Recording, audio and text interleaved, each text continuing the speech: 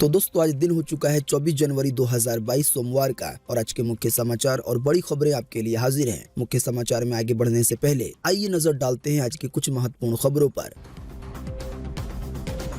खाने के पैकेट बनाने में अब इस्तेमाल किया जाएगा रिसाइकल्ड प्लास्टिक। फसाई ने जारी किया है इसका आदेश। इससे प्लास्टिक में पैक होकर आने वाली खाने की चीजें हो सकती हैं सस्ती। इंडिया गेट से आया पीएम मोदी का नया भाषण। देश के लिए जारी किए कई नए बयान। साथ ही कहा आजादी के बाद जो गलतियां हुई देश उन गलतियों को सुधार रहा है। केवल 926 रुपए देकर कर सकते हैं हवाई जहाज की यात्रा। गो फर्स्ट की तरफ से निकाला गया है ये ऑफर 26 जनवरी के मौके पर।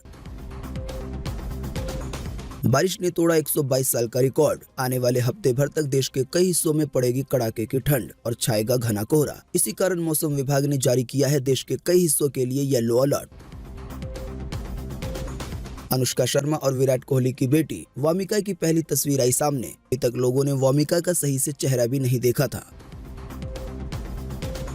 देश में एक बार फिर से मिले 3 लाख से ज्यादा नए मामले कोरोना वायरस के। वहीं इसी दौरान 520 से ज्यादा लोगों की गई है जान। कोरोना से जुड़े सभी अपडेट अभी बताएंगे विस्तार से। इसके अलावा भी आज के मुख्य समाचार में है कई बड़ी खबरें। तो दोस्तों इसी की वजह से वीडियो को थोड़ा सा भी ना भगाएं और देखें ध्यान से आखिर तक ताकि कोई भी जानकारी मिस ना हो। वीडियो में बढ़े आगे इससे पहले बस आपसे एक छोटी सी रिक्वेस्ट है कि वीडियो को लाइक कर दें और शेयर कर दें, क्योंकि आपका लाइक और शेयर करना ही होता है हमारी मेहनत का फल। तो आइए बिना देर किए चलते हैं सीधे आज की पहली बड़ी खबर की तरफ।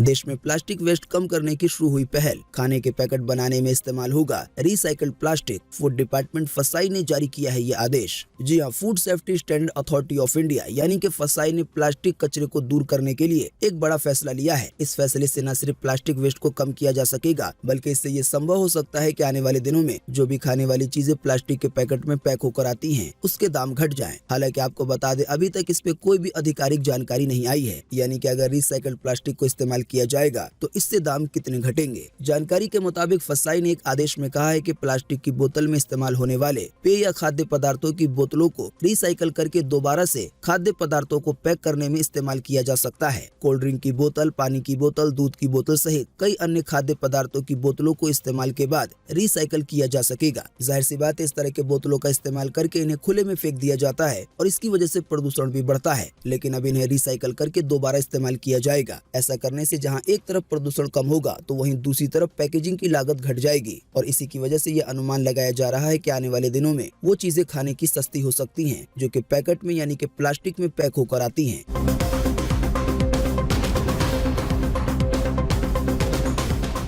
इंडिया गेट पर स्थापित की गई नेताजी सुभाष चंद्र बोस की मूर्ति। इसी दौरान पीएम मोदी बोले, आजादी के बाद कई महान लोगों के योगदान को मिटाने का काम किया गया, पर देश अब उन गलतियों को सुधार रहा है। जी हाँ, पीएम नरेंद्र मोदी ने नेताजी सुभाष चंद्र बोस की 125वीं जयंती के मौके पर बीते रविवार शाम इंडिया गेट पर उनकी होलोग्राम प्रतिमा, आसान सी भाषा में कहें तो डिजिटल मूर्ति का उद्घाटन किया। हालांकि जैसे ही असली वाली प्रतिमा यानी कि मूर्ति आ जाएगी तो इसे हटा दिया जाएगा। आपको बता दें इस दौरान गृह मंत्री अमित शाह भी मौजूद रहे। जानकारी के मुताबिक इसी दौरान पीएम मोदी ने कहा कि ये दुर्भाग्य रहा है कि आजादी के बाद देश की संस्कृति और संस्कारों के साथ ही अनेक महान व्यक्तियों के योगदान को मिटाने का काम किया गया। आज आजादी के दशकों के बाद देश उन गलतियों की डंके की चोट पे सुधार कर रहा है। साथ ही पीएम मोदी ने कहा कि हमारी सरकार को नेताजी से जुड़ी फाइलों को सार्वजनिक करने का अवसर मिला। साथ ही पीएम मोदी ने कहा कि नेताजी सुभाष चंद्र बोस अगर कुछ ठान लेते थे तो उन्हें कोई ताकत नहीं रोक पाती थी। हमें उनसे प्रेरणा लेकर आगे बढ़ना है।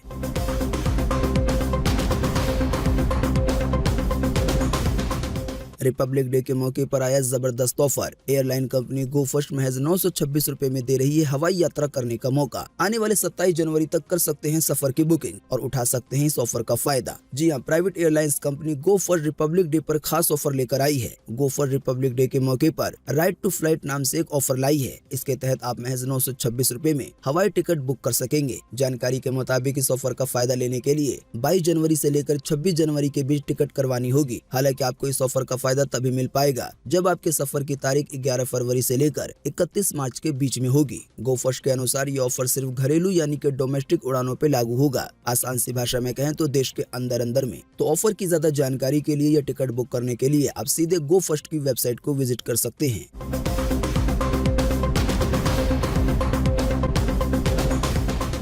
Redmi 9A फोन को सिर्फ 6,750 रुपए में है खरीदने का मौका। डुअल रियर कैमरा के साथ आपको इसमें मिलेगी 5000 mAh की बैटरी। जी हाँ, अमेजन पर चल रही मोबाइल सेविंग डेज सेल में Redmi 9A सपोर्ट पर शानदार डिस्काउंट मिल रहा है। जानकारी के मुताबिक इस बजट स्मार्टफोन की कीमत वैसे तो 8,499 रुपए है, लेकिन फिलहाल जो अमेजन पे सेल चल रही है उसके तहत आपको ये फोन केवल 6,750 रुपए में मिल जाएगा, यानी कि लगभग 1750 रुपए की बचत होगी। आपको बता दें ये low budget smartphone dual rear camera और ऑक्टा कोर प्रोसेसर से लैस है। इस फोन में आपको 2 वेरिएंट देखने को मिलते हैं। हालांकि आपको बता दें इस ऑफर का फायदा उठाने के लिए आज 24 जनवरी लास्ट डेट है, क्योंकि अमेजोन पे जो सेल चल रही है मोबाइल सेविंग डेज उसकी आज आखिरी तारीख है।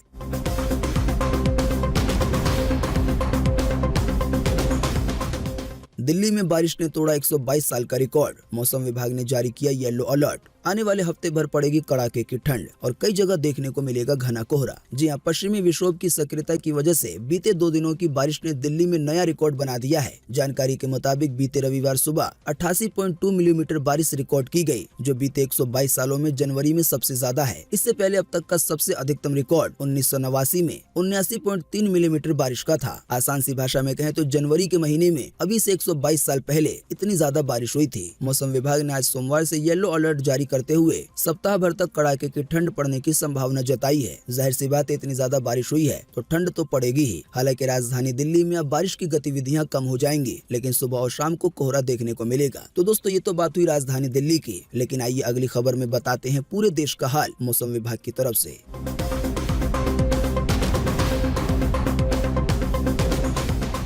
आज 24 जनवरी को पूरे देश में ये रहेगा मौसम का हाल। मौसम विभाग ने जारी किया है मौसम का पूर्वानुमान। जी हां, अगले 24 घंटे के दौरान यानी कि आज 24 जनवरी को पश्चिमी हिमालय पर हल्की से मध्यम और अलग अलग स्थानों पर भारी हिमपात यानी कि बर्फबारी की संभावना जताई गई है। इसके अलावा उत्तर प्रदेश में, बिहार में, झारखंड में, पश्चिम बंगाल में, हरियाणा के कुछ हिस्सों में, पंजाब में, असम में, अरुणाचल प्रदेश में आज हल्की से मध्यम बारिश हो सकती है। इसके अलावा भी राजधानी दिल्ली में, छत्तीसगढ़ में, उड़ीसा में, तटीय आंध्र प्रदेश में, अंडमान निकोबार द्वीप समूह में, तमिलनाडु में, दक्षिणी कोंकण में, गोवा के भी अलग अलग हिस्सों में आज हल्की बारिश की संभावना जताई गई है। तो दोस्तों, अभी हमने आपको जिन भी शहरों या जिन भी राज्यों के नाम बताए उसको छोड़कर पूरे देश में मौसम सूखा बना रहने की उम्मीद है। मौसम की ये जानकारी थी स्काईमेट वेदर की तरफ से।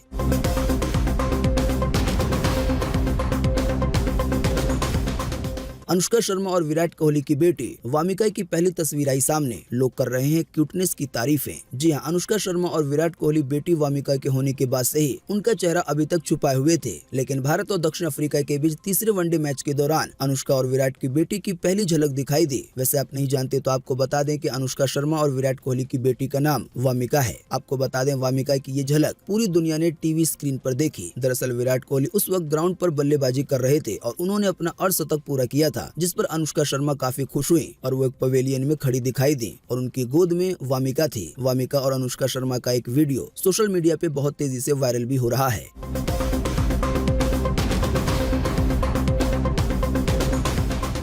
अगले रविवार को 11:30 बजे प्रसारित होगा मन की बात कार्यक्रम। फिर पीएम मोदी की तरफ से सामने आएंगी देश के लिए कई और नई बातें। पीएमओ ने ट्वीट करके दी है इसकी जानकारी। जी हां, प्रधानमंत्री नरेंद्र मोदी की मन की बात कार्यक्रम का प्रसारण इस महीने अगले रविवार को 11:30 बजे किया जाएगा। आमतौर पर मन की बात का संबोधन सुबह 11 बजे शुरू होता है। इस बारे में प्रधानमंत्री कार्यालय यानी कि पीएमओ ने रविवार को ट्वीट किया और कहा कि इस महीने के आखिर रविवार 30 जनवरी को महात्मा गांधी की पुण्यतिथि है, यानी इसी वजह से इस बार का मन की बात कार्यक्रम आधे घंटे की देरी से शुरू होगा।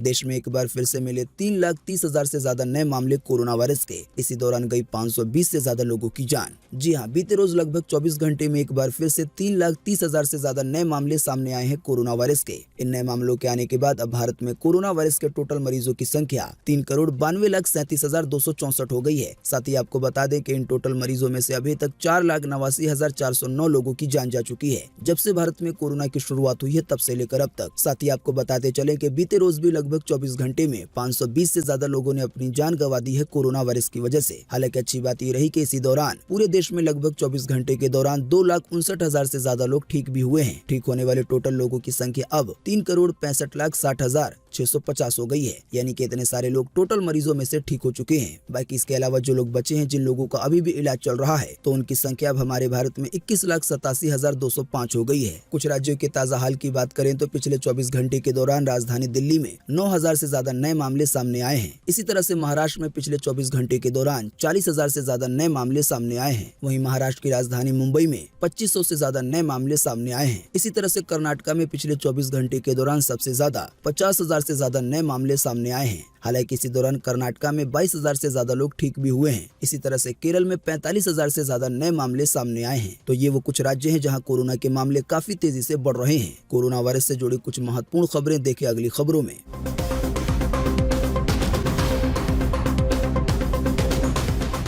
महानगरों के बाद अब छोटे शहरों और गांवों में फैलेगी कोरोना महामारी की तीसरी लहर, विशेषज्ञों ने किया है आगाह। जी हां, भारतीय SARS-CoV-2 जीनोमिक्स का कहना है कि देश में ओमिक्रॉन अपने सामुदायिक प्रसारण यानी कि कम्युनिटी ट्रांसमिशन के चरण में है, यानी अब ये परिवार और सोसाइटी तक पहुंच चुका है। इसी की वजह से अब ये काफी तेजी से फैलता जा रहा है। जाहिर सी बात है, इसी की वजह से ये कई महानगरों यानी कि बड़े बड़े शहरों में प्रभावी हो गया है। वहीं इसी बीच अब विशेषज्ञों का कहना है कि आने वाले कुछ हफ्तों में ओमिक्रॉन के चलते पैदा हुई कोरोना महामारी की तीसरी लहर महानगरों के बाद अब छोटे शहरों और गांव में फैलेगी, यानी कि पहले बड़े शहरों में फैलती है, उसके बाद गांव में फैलना शुरू हो जाती है। जाहिर सी बात है, इस खबर को बताने का मकसद यही है कि अब गांव के लोगों को भी ज्यादा सावधान रहना होगा। ओमिक्रॉन को लेकर WHO यानी कि विश्व स्वास्थ्य संगठन की तरफ से फिर एक बड़ी खबर आई है। इसकी ज्यादा जानकारी देखें अगली खबर में।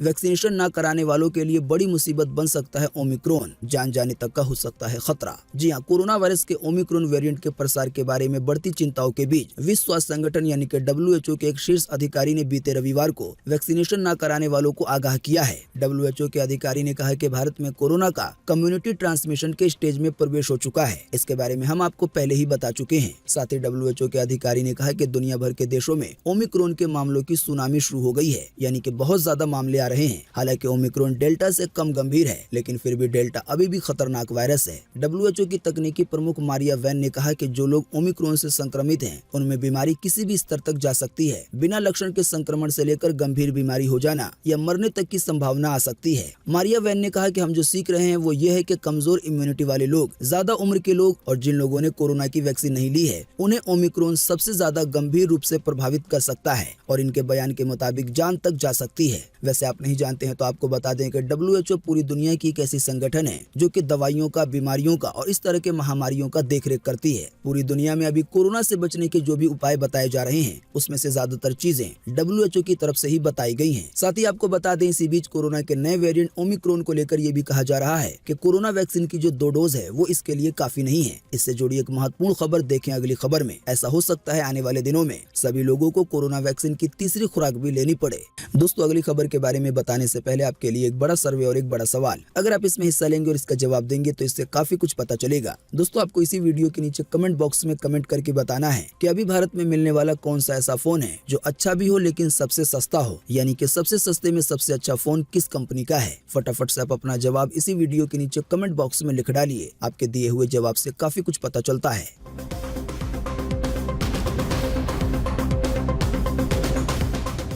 अब फुल्ली वैक्सीनेटेड होना काफी नहीं है। वैक्सीन की 2 डोज लेने के बाद भी ओमिक्रॉन ले सकता है अपनी चपेट में। इससे केवल बूस्टर डोज यानी कि तीसरी खुराक ही बचा पाएगा। जी हां, अमेरिकी health agency centre for disease control and prevention यानी कि CDC ने कोरोना वैक्सीन के बूस्टर डोज पर 3 बड़ी रिसर्च की है। इनमें पाया गया है कि फाइजर और मॉडर्ना कंपनियों की बूस्टर खुराक कोरोना के नए वेरिएंट ओमिक्रॉन के खिलाफ 90% तक कारगर होती है। ऐसे में दुनिया भर में अब ये सवाल उठ रहा है कि क्या अब भी वैक्सीन की 2 डोज लेने वालों को फुल्ली वैक्सीनेटेड कहा जाए या नहीं। CDC की तरफ से जो 3 रिसर्च की गई है, तो तीनों शोधों में लाखों कोविड पॉजिटिव मरीजों के डेटा का अध्ययन किया गया है। इनमें वो लोग भी शामिल है जिन्हें इमरजेंसी में अस्पताल ले जाया गया था। साथ ही जानकारी के मुताबिक इनकी तीनों रिसर्च कहती है कि वैक्सीन न लगवाने वाले लोग ही कोरोना होने पर गंभीर रूप से बीमार हो रहे हैं। आसान सी भाषा में कहें तो जिन लोगों ने कोरोना की वैक्सीन नहीं ली है, वही लोग कोरोना की चपेट में आने के बाद गंभीर रूप से बीमार पड़ जा रहे हैं। जानकारी में बताया गया है कि दूसरी डोज कोरोना की वैक्सीन की 6 महीने के बाद केवल 57% असरदार रहती है। हालांकि जैसे अभी बताया गया है कि कोरोना की तीसरी खुराक या कहलें बूस्टर डोज ये ओमिक्रॉन के खिलाफ 90% तक कारगर है। इसी की वजह से ऐसा हो सकता है आने वाले दिनों में सभी लोगों को कोरोना वैक्सीन की तीसरी खुराक लेनी पड़े। हालांकि इसके बारे में भारत सरकार की तरफ से कोई आधिकारिक जानकारी नहीं है, लेकिन आप नहीं जानते तो आपको बता दें कि जिन लोगों की उम्र 60 साल से ज्यादा है और वो किसी गंभीर बीमारी से जूझ रहे हैं या जो हमारे फ्रंट वर्कर्स हैं जैसे कि डॉक्टर, नर्स वगैरह, उनको कोरोना वैक्सीन की बूस्टर डोज यानी कि तीसरी खुराक हमारे देश में भी दी जा रही है।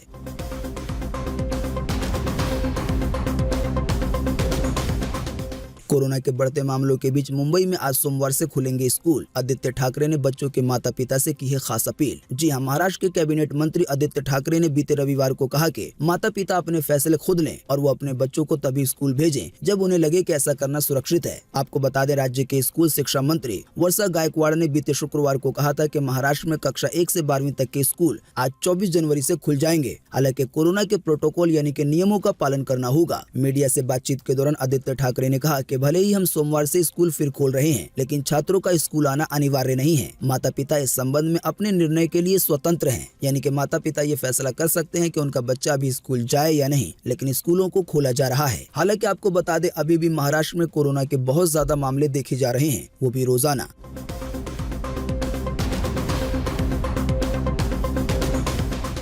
दीपक चाहर भी नहीं बदल पाए टीम इंडिया की किस्मत। दक्षिण अफ्रीका ने वनडे सीरीज में किया क्लीन स्वीप, यानी कि सीरीज के तीनों मैच जीते। जी हां, दक्षिण अफ्रीका ने भारत को केपटाउन में खेले गए आखिरी वनडे मैच में 4 रनों से हरा दिया। दक्षिण अफ्रीका ने पहले बल्लेबाजी करते हुए 49 ओवर 5 बॉल में 287 रन बनाए। इसी दौरान मैच को रोमांचक करते हुए टीम इंडिया ने जवाब में 49 ओवर 2 बॉल पे 283 रन बनाए और इसी के साथ ही ये मैच 4 रन से हार गई। आप नहीं जानते हैं तो आपको बता दें, 3 वनडे मैच की एक सीरीज हुई थी और सीरीज की तीनों मैचों को दक्षिण अफ्रीका ने जीत लिया है, यानी कि क्लीन स्वीप किया है।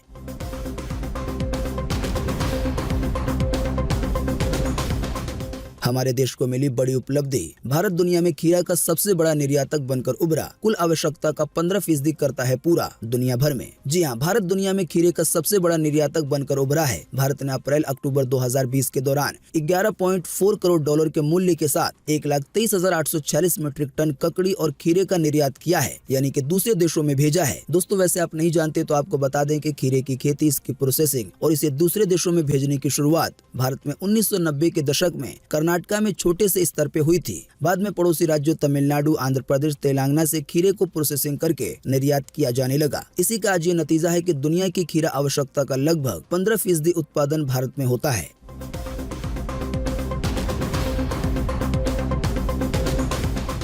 अमेरिका के कैलिफोर्निया में लगी भीषण आग। 6 किलोमीटर तक इलाके में सब कुछ जलकर हो गया है खाक। 80 किलोमीटर प्रति घंटे की रफ्तार से चल रही है हवा। धीरे धीरे बढ़ती जा रही है आफत। जी हां, अमेरिका के कैलिफोर्निया में भीषण आग ने बिग सुर इलाके में जंगल को अपनी चपेट में ले लिया है। आग इतनी तेजी से फैल रही है कि पूरे इलाकों को खाली करवा के मेन रोड को बंद कर दिया गया है। आग लगने की शुरुआत बीते शुक्रवार रात इलाके की एक घाटी से हुई थी, जिसके बाद 80 किलोमीटर प्रति घंटे की तेज हवाओं की वजह से ये कैलिफोर्निया के समुद्री तट तक फैल गई। कैलिफोर्निया के फॉरेस्ट डिपार्टमेंट के प्रवक्ता सेसिल जूलियट ने कहा कि आग की वजह से 6 किलोमीटर इलाके में पेड़ जल गए हैं। आप सोच सकते हैं कितना भयानक मंजर होगा कि पूरे 6 किलोमीटर के एरिया में बस आग लगी हुई है और ये धीरे धीरे फैलती जा रही है। जाहिर सी बात है, इतने बड़े आग पर काबू पाना किसी के बस की बात नहीं है। बाकी वहाँ की सरकार अपनी ताकत के मुताबिक जो कर सकती है वो कर रही है। तो दोस्तों, आज 24 जनवरी 2022 के यही मुख्य समाचार और बड़ी खबरें थी। उम्मीद करते हैं इससे आपको काफी कुछ जानकारी मिली होगी। हम बस इसके बदले में आपसे इतना ही चाहते हैं कि आप इस वीडियो को लाइक कर दें और शेयर कर दें, क्योंकि आपका लाइक और शेयर करना ही होता है हमारी मेहनत का फल।